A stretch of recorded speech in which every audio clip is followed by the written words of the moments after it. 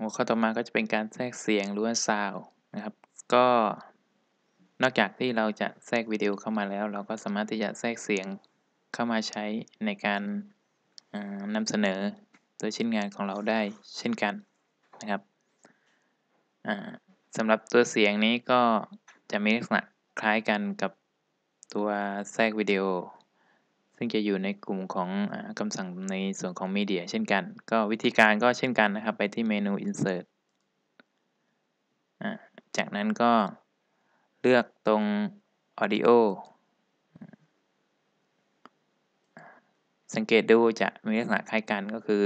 แทรกออนไลน์ Audio ได้หรือจะเอาเสียงที่อยู่ในเครื่องAudio on my PC ตรงนี้ที่ต่างกันก็คือเราสามารถที่จะทำการ Record หรือว่าบันทึกเสียงของเราใส่เข้าไปได้นะครับเดี๋ยวจะทดลอง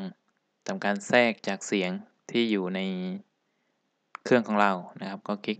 Audio on my PC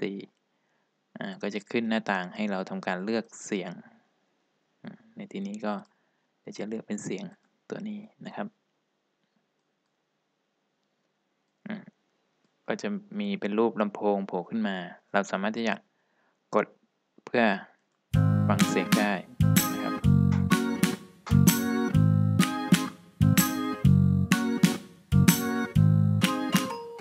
ปรับวอลลุ่มตรงนี้ได้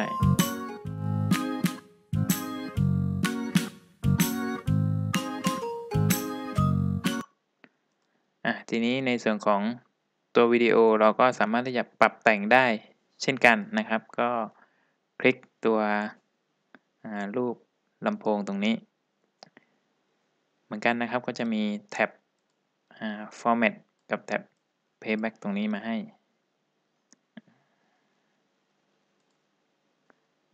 ก็ลักษณะคล้ายกันนะครับในการกำหนดการแสดงหรือว่าสีอะไรพวกนี้เดี๋ยวเราจะมาดูในส่วนของตัว playback นี่ถือว่ามีลูกเล่นที่น่าสนใจสำหรับการ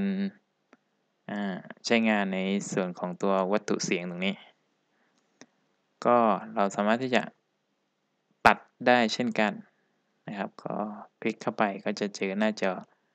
ตัว Trim Audio ตรงนี้มาสามารถตัดเอาเฉพาะเป็นช่วงได้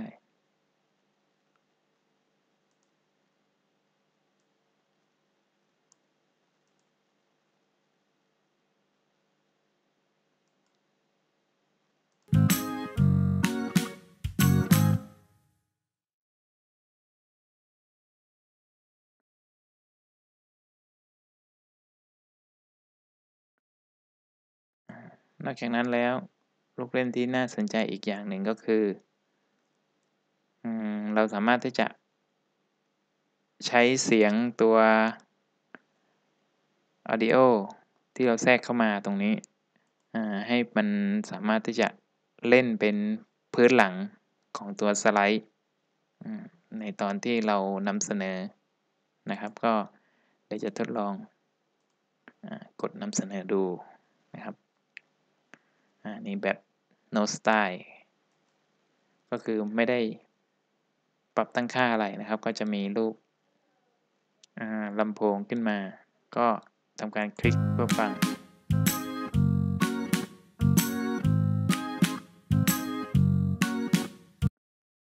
อีกแบบหนึ่งถ้าเกิดเราต้องการให้เล่นเป็นภาพพื้นหลัง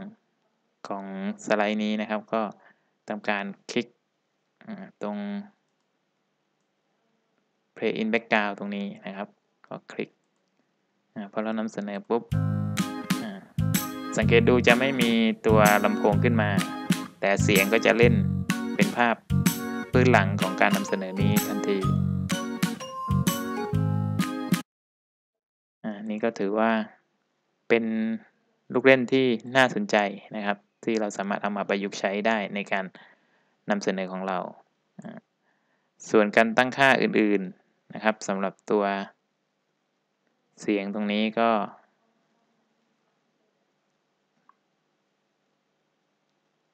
ตรง Preview อันนี้ก็แสดงผล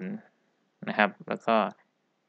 กลุ่ม Edit อันนี้ก็เหมือนกันนะครับ ก็ทำการตัดแล้วก็ Fade in Fade out